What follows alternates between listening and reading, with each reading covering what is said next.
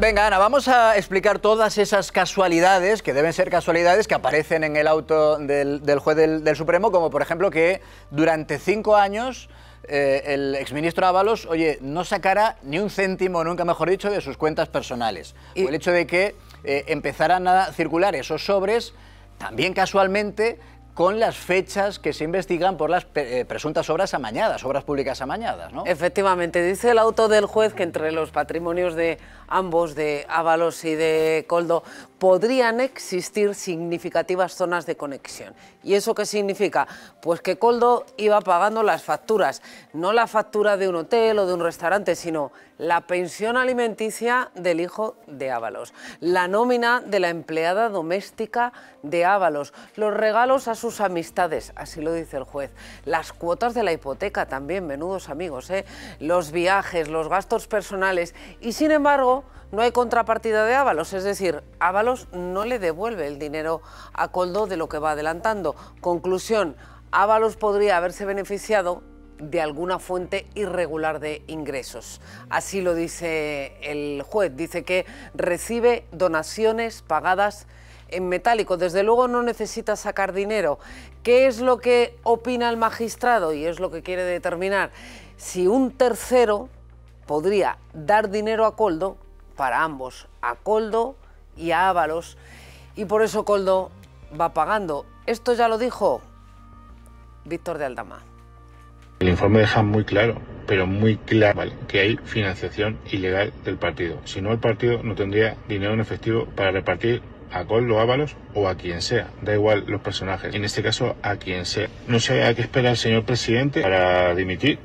Serán las bolsas con billetes que llegó la empresaria Carmen Pano, según ella misma ha declarado. Lo cierto es que Ábalos dejó de necesitar dinero en efectivo, o al menos el dinero de su cuenta. De 2014 a 2017, antes de convertirse en ministro, sacó del cajero casi 23.000 euros, según el juez, y en el PSOE pues se pasaban los gastos justificados, los gastos que uno declara en comidas o en viajes y que después no se le devuelven. Pero es que después, cuando ya se convierte en ministro hasta el año 2024, es decir, del 18 al 23, hay gastos reclamables, justificados, pero también no justificados. En todo este tiempo, después de sacar casi 23.000 euros del cajero, ya no necesita ni un euro. Claro, pagaba a Koldo y con los sobres del PSOE 95.000 euros, que coinciden los ingresos por esos sobres, dice el juez, con las fechas en las que se registran, según el anterior informe de la UCO, los amaños en las obras públicas. Por eso el juez quiere más explicaciones y ha citado a ambos a declarar el 15 de octubre a José Luis Ábalos, el 16 de octubre a Koldo García, porque dice que lo que ha conocido ahora en ese último informe de la UCO refuerza los indicios de criminalidad. Hay un personaje también relevante en todo esto. ¿Quién era el que llevaba la contabilidad en Ferraz en ese momento? Pues era un señor que se llama Mariano Moreno Pavón, que rápidamente, cuando metieron a Santos Cerdán en la cárcel, lo desplazaron de allí. Ya no está en Ferraz. ¿Dónde está?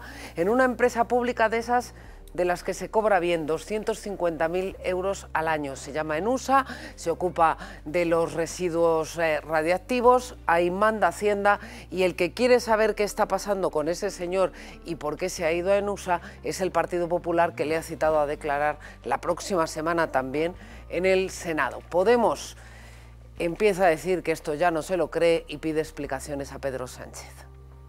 Pedro Sánchez no ha dado prácticamente explicaciones sobre este particular. Entonces, tiene que explicar muchas cosas y, desde luego, del sistema de pagos que hace el PSOE en sobres con dinero en efectivo y en metálico, yo creo que Pedro Sánchez debería abundar en muchísimas explicaciones, muchísimas explicaciones. Algo huele a podrido en Dinamarca. Yo creo que sí que lo deberían explicar. Una cuestión, Guadalupe, todas estas coincidencias de fechas, todos estos indicios, ¿cuánto peso llegan a tener judicialmente una vez que llegue el momento del juicio? A ver, estamos en fase de instrucción, entonces ya sabemos que en fase de instrucción bastan los indicios, la prueba indiciaria para poder abrir juicio oral. Luego, evidentemente, en el acto del juicio se practicarán las pruebas oportunas. En cualquier caso, tenemos que tener en cuenta una cosa: este no va a ser el único informe de la UCO que va a ir en esta línea, es decir, vienen más informes de la UCO. En torno a una posible financiación irregular del... Claro, evidentemente. Vamos a ver qué es lo que declaran en sede judicial. Como ya he dicho hoy, Ábalos ya ha dejado 2 recados en la televisión pública. Uno, que este sistema de pagos a través de sobres era habitual y generalizado, en el Partido Socialista, cosa que contradice a lo declarado por la secretaria precisamente ante el Supremo en sede judicial.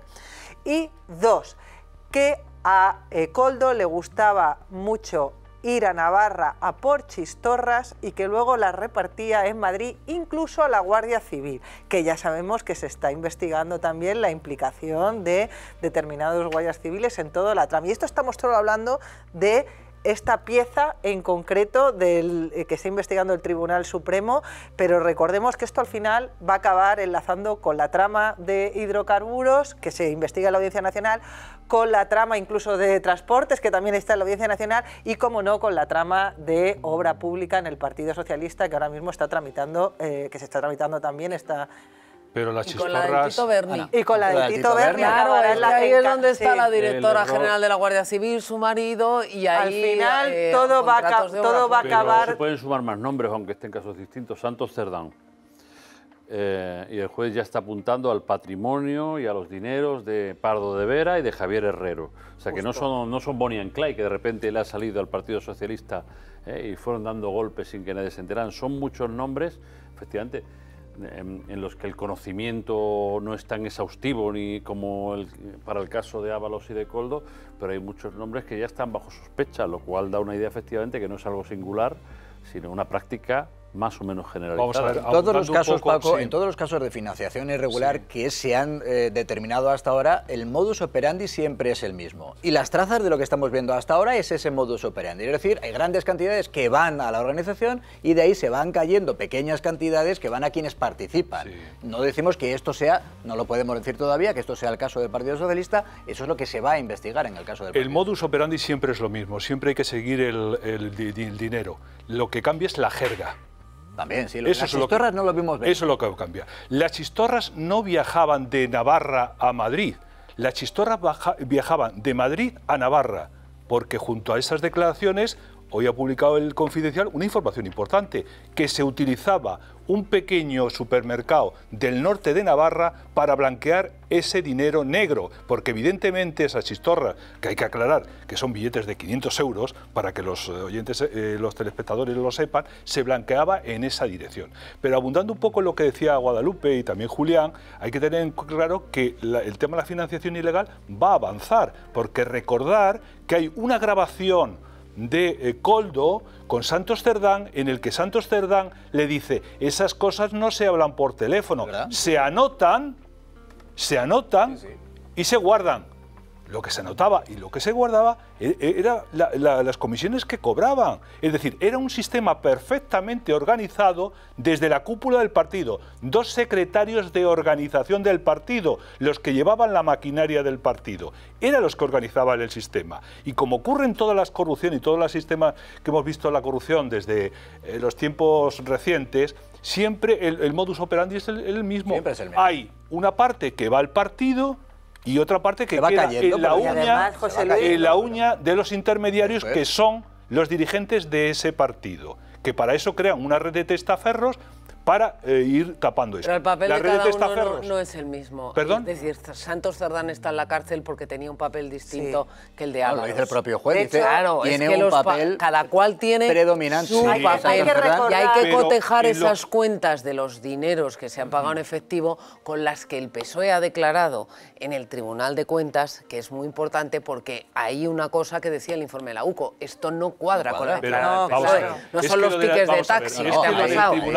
Mucho dinero que no cuadra. Santos Cerdán, Ábalos y Koldo forman parte del mismo clan, que han tenido distintos papeles Claro. en esa De historia. hecho, lo que hay que Por tanto, son recordar... partícipes. lo Ojo, y luego con relación, y acabo apuntando lo que decía Ana un momento. Vamos a ver, no nos engañemos, el Tribunal de Cuentas es una ficción de control. Sí. El Tribunal de Cuentas lo que dice es que los datos que le aportan Pisa pues lo que están hay, bien. exacto, Y tú aportas pisa lo la que información que quieras. Ojo, no solamente al Tribunal de Cuentas, sino al propio auditoría externa. Hoy publica El Mundo, Carlos Segovia, una información interesante. El auditor le dice, yo no puedo No puedo decir si hay dinero certificar, negro claro, o no. no puedo Yo me han certificar que presentado no estas haya. cuentas y la he auditado. Es que vivimos en una ficción, aparte de la operación política de trasfondo que hubo en su día para colocar a la señora parte política Chicano vamos de al frente inmediato, de eso. Pero bueno, Un Paco, minuto. luego lo Hay que podemos- recordar la causa por la que cae José Luis Ábalos, que no es precisamente por su imputación. José Luis cae precisamente por apartarse de esta operativa de entrada y salida del dinero en efectivo. Él se aparta de esta operativa porque entiende que por su cuenta pues puede recibir mayor beneficio. Por ese motivo es por el que cae José Luis Ábalos, y eso es bastante importante para entender todo lo que está pasando ahora. Claro, es que Y no lo ha algunas de las explicado nunca. El declaraciones. presidente del gobierno no ha explicado ni por qué destituyó como ministro a Ábalos, ni por qué 2 años después, en el 23, lo recupera, además en un puesto de salida fundamental en las listas del PSOE por Valencia.